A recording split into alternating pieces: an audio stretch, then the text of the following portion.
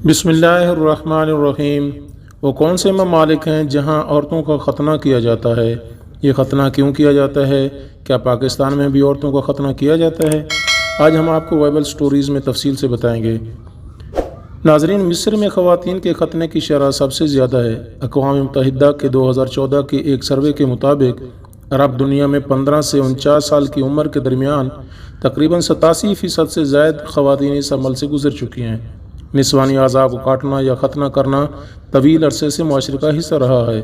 Sudan की हुकूमत ने इस अमल को खिलाफ कानून करार देते हुए पाबंदी आयद कर चुकी है, लेकिन ये काम आज भी जारी है। जबकि मिस्र की हुकूमत ने 2008 में इस पर पाबंदी आयद की थी और 2016 में इस काम को करने वाले पर सज़ा का कानून लागू कर दिया, लेकिन इतनी पाबंदी के बावजूद इस काम को दियाती इलाकों में किया जाता है। अगरचे लड़कियों के ख़तनों को सिर्फ अफ्रीकी ममालिक से ही मंसूब किया जाता है, लेकिन हकीकी तौर पर पाकिस्तान समेत एशिया और मशरिक़ वस्ता के मुतअद्दिद ममालिक शामिल हैं। निस्वानी ख़तने या फीमेल जेनिटल म्यूटिलिएशन के अमल में लड़कियों के अंदाम नहानी के बैरूनी हिस्से को मुकम्मल या जुज़वी तौर पर काट कर अलग कर दिया जाता है। मिस्र के डॉक्टर हामिद गजाली के मुताबिक इन चमड़े की पतली दो झिल्लियों को काटने का मकसद एक तो औरत की ख्वाहिश निस्वानी को कम करना है। बाज़ औक़ात ये ख़तना वाली जगह यानी कलगी बहुत ज़्यादा बढ़ जाती है, जिसकी लंबाई 3 सेंटीमीटर तक जा पहुँचती है। जब यह कलगी कपड़ों के साथ रगड़ खाती है तो औरत चलते फिरते फारिग हो जाती है, जिसकी वजह से इन औरतों का अपने आप को पाक साफ रखना नामुमकिन हो जाता है। दूसरा, खाविंद के लिए जमा करते वक्त परेशानी का बायस बनती है।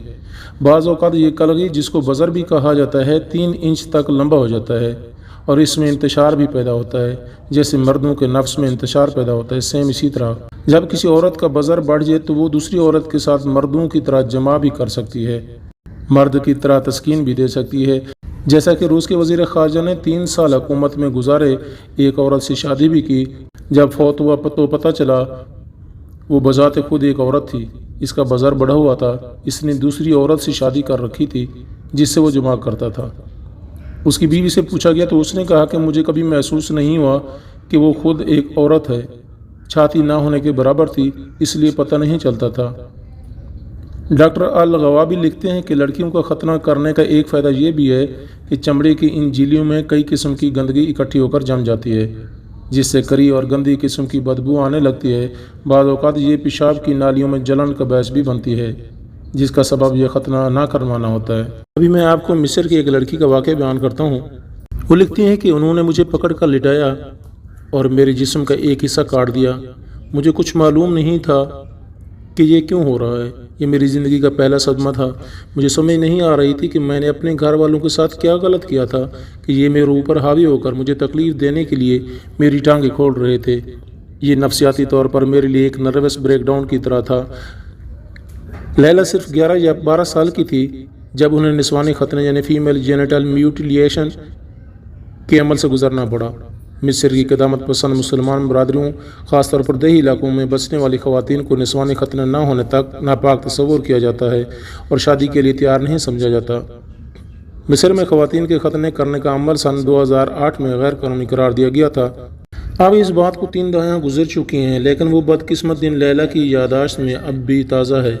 उन्होंने इन्हीं दिनों अपने स्कूल के इम्तिहानात में कामयाबी हासिल की थी। मुझे अच्छे नंबरों पर इनाम देने की बजाय मेरे ख़ानदान ने एक दाई को बुलाया। साहब ने सियाह कपड़े पहन लिए और मुझे एक कमरे में बंद करके घेर लिया।